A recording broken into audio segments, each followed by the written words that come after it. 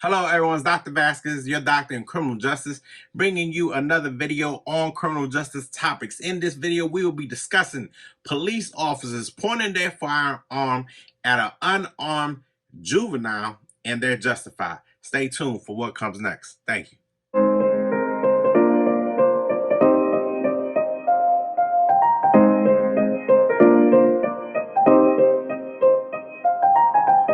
All right, welcome back. So let's get right into the incident. This incident happened last Saturday, July 9th, 2022. Around 9 o'clock, we have three juveniles that go into an IHOP in Fairfax County in the Falls Church area. These juveniles go into that IHOP and they start making threats to an employee, to a hostess.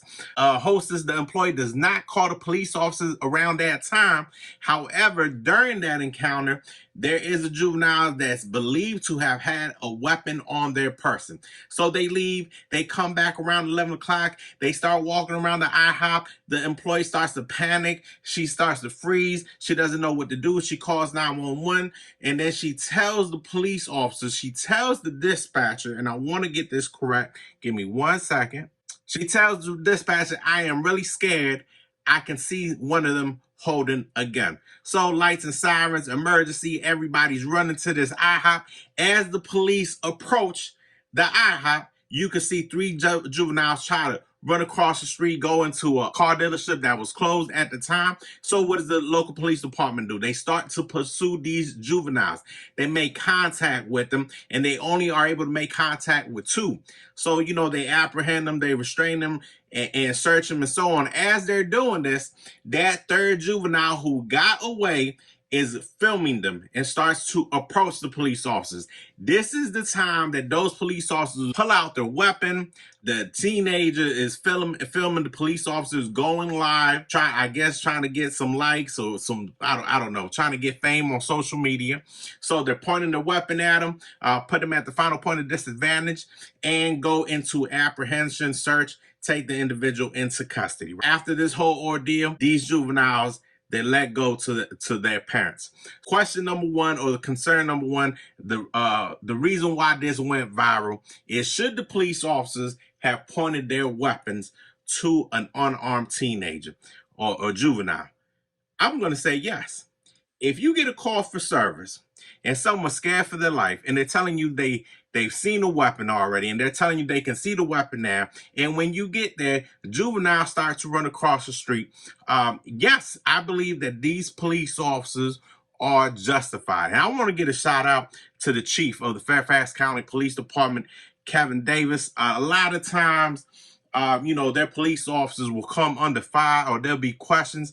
And I've seen some police departments just turn their backs on their fellow police officers. So I want to give that chief of police a shout out for sticking to his guns, sticking by his police officers, and so on. The next thing I want to talk about, and let me know what you think about it in the comments, if you believe that police officers were justified as far as pulling out the weapons. The next thing I want to discuss is they were released to their parents.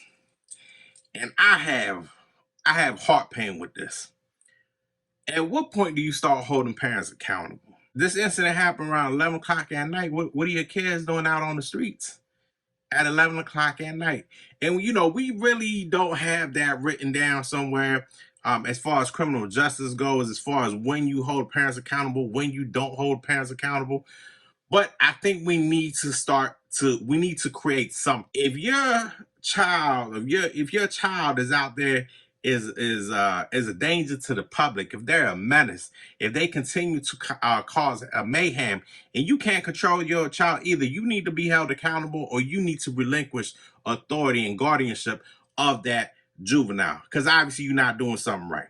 Okay, so my question to you, and you can respond if you want, would you have held the parents accountable for their children, especially, they're running the streets 9, 11 o'clock at night? Where are the parents at? Shouldn't you know where your children are? If you don't know where that, then shouldn't you be held criminally liable for what is going on?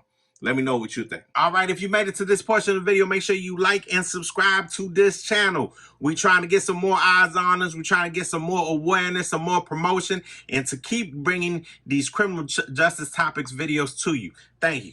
All right, and the last thing I want to discuss is the pointing of the weapon. Yes, that is serious. It is traumatic. It's a feeling that nobody ever wants to have when someone points a weapon. The chief of police also went on to say that there's an administrative investigation, there's a criminal investigation going on. All right, so it's something that they take extremely serious. They say that every time one of their officers points a weapon, it's almost like an internal review as far as use of force, what's been going on, and so on. It's not something that's taken lightly. Due to the totality of circumstances, what was going on, that's why they pointed the weapons. But my question to you is this: At what point would you have unholstered your weapon and pointed it at the juveniles? Do you have to wait to see a weapon? Do you go off the call of a dispatcher? Do you wait for them to start to shoot you and then do you pull your weapon out? And that's something that's always going to be controversial to everybody, to every police department, to every individual, to every police officer. Me personally, no, I'm not going to wait. I'm just going to tell you that if I hear via the radio, there's a call for service, someone's in distress saying, I can see the weapon now. They've already told me they're going to shoot me. I'm scared for my life, so on. No, when I get on scene, yes, I'm going to challenge anybody. I'm going to have my weapon out and we'll ask questions later. But first, I have to have control of the scene to be able to ask those questions. All right, everybody. Thank you for your time. Thank you for watching the video. Let me know again all your answers to those questions. Let me know what you think about the whole incident. Stay safe out there. Protect each other. Take care of each other. And stay tuned for the next video. Thank you so much.